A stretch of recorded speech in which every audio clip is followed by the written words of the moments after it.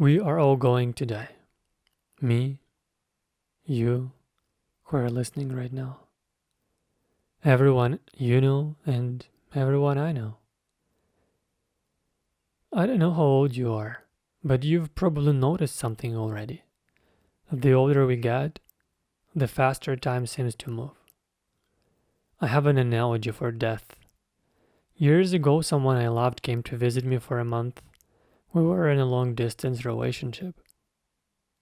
But from the very first day, there was something else in the background. The quiet awareness that this month had a limit, that no matter how beautiful it would be, she would eventually have to leave. Not because we wanted it, simply because that was the structure of reality.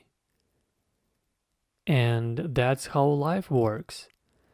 Even if we love life deeply, even if we don't think about death at all, the ending is built into the beginning. From the first breath, the last one is already certain. During that month, time felt vivid and intense. And yet, when the final day came, it felt compressed, as if she had just arrived, as if there should have been more time, as if something that had barely begun was already ending. That's how life will feel. Even if we have decades ahead of us, when the moment comes, it may feel sudden, too soon, like something that was just starting is already over. And perhaps the only quiet comfort in this is that none of us escape it. Parents die, then their children die, then their children's children. Not because we celebrate this, but because impermanence is the one thing that binds us all. So many people have already lived and died. People with their own struggles. People who loved, ate, created, had sex, looked at the night sky, wondered who they were, wondered who came before them. And we don't even remember them. We don't know our great great great great grandparents. We don't know their names, and the same thing will happen to us. After some time, no one will remember that we ever existed. Right now, it feels like we matter deeply because we exist now. We feel modern, advanced, smarter than the people who lived before us. But maybe future generations will think the same thing about us, that we were old fashioned, confused, limited.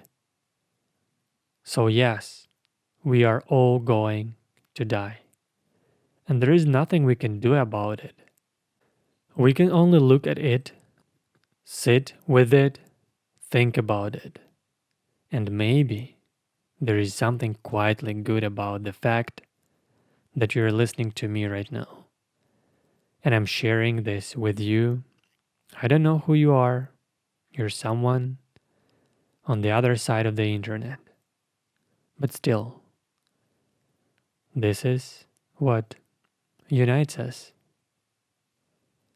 Once you really accept that this ends, something strange starts to happen to the way you look at things. You become more conscious, more aware, and instead of rushing, you start to slow down. Because when we are in a hurry, when we are trying to achieve something, to become something, it's very hard to stay aware. We lose ourselves. It's like being asleep while awake. All that time we spend like that, rushing, chasing, proving. That's time we never really lived. There are many people who live their entire lives this way, always trying to achieve something, always trying to prove something, and then when it's time to leave, they realize they didn't really live. They can't remember how many times they simply sat and did nothing. How many times they looked into the eyes of someone they loved and stayed there. How many times they allowed themselves to be fully consumed by a moment. How many times did you sit in an empty room without trying to escape it? Without turning on music, without scrolling through your phone, without texting someone, calling someone, distracting yourself. Because it's usually in those moments, the quiet ones, right, that you can really feel the heaviness of death. Most of the time, we protect ourselves from that feeling by planning. Tomorrow, I'll work. Then Friday. Then the weekend. Then a movie. Then time with my girlfriend or my boyfriend. We'll do this, we'll do that. And I'm not saying that this is wrong. I'm just asking, how often do we allow ourselves to sit with the fact that one day we will die? We don't know when. It could be 50 years, it could be 80 years, but it could also be much sooner. Life can be gentle and life can be harsh. When you truly accept that this will end, something inside you shifts. It's almost like standing on a mountain or looking down from an airplane window at a city far below. You don't live in that feeling all the time.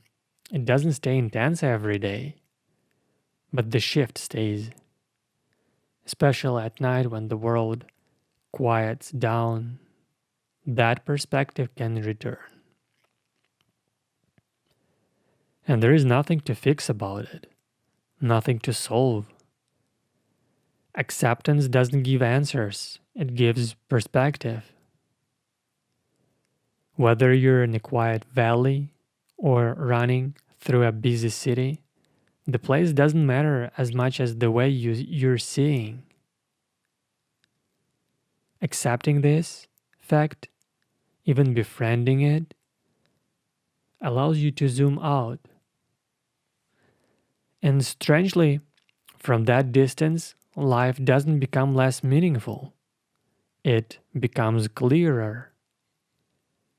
You start to feel less willing to spend time on things that don't belong to you. Because now you know time is not unlimited. And from that perspective, you can begin to choose more honestly. That doesn't mean doing nothing, and it doesn't mean chasing pleasure all the time. Sometimes the things that matter require effort. Even when we are tired, even when we don't feel like it. And sometimes we mistake scrolling, distraction, and numbness for rest, when it isn't.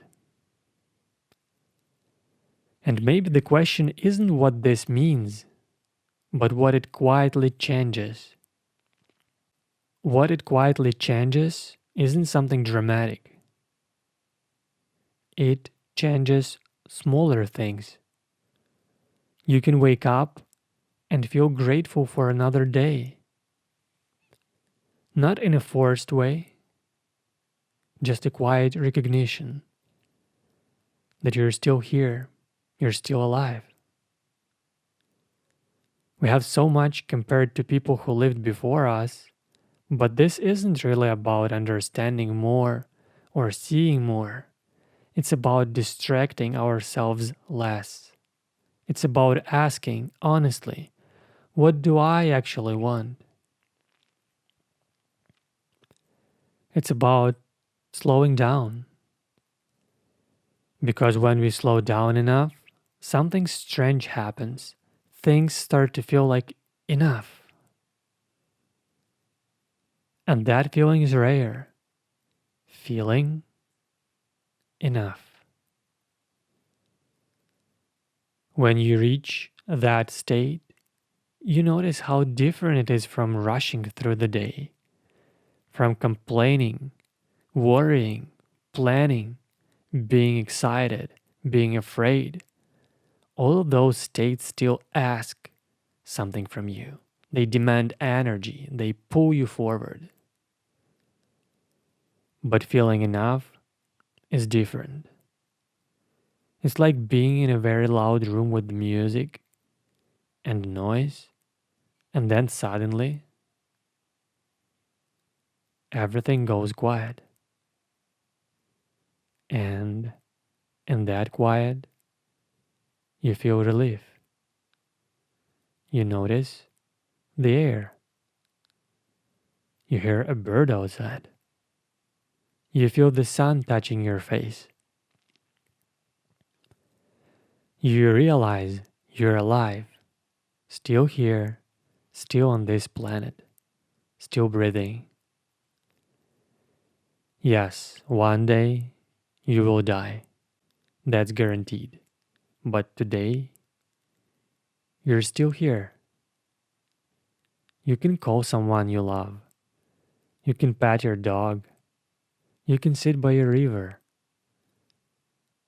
You can watch a favorite movie or play a favorite game. And life feels enough. And from that place, something else becomes possible. You become gentler with the people you love, more patient with strangers, more grateful, not in a dramatic way, but quietly, just grateful to be part of this strange, temporary, unbelievable experience called life,